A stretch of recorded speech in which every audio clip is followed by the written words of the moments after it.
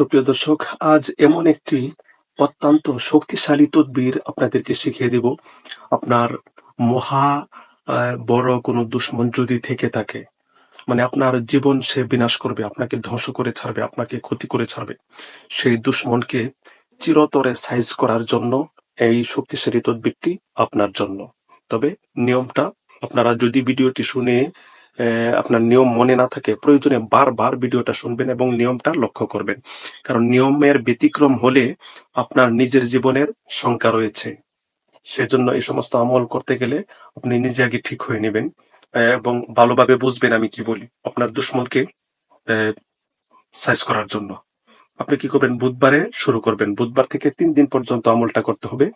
বুধবার থেকে 3 দিন পর্যন্ত প্রতিদিন ফজরের নামাজের সুন্নত এবং ফরজের মধ্যবর্তী সময়ের মধ্যে 100 বার করে পাঠ করবেন।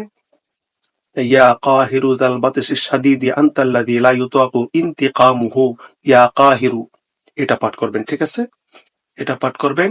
এরপরে আপনি এই তদবিরটা করার জন্য, এই আমলটা করার জন্য অবশ্যই কোনো কামেল আল্লাহওয়ালা বুজুর্গ লোকের অনুমতি নিয়ে নেবেন। এটাই হচ্ছে সবচেয়ে বড় শর্ত।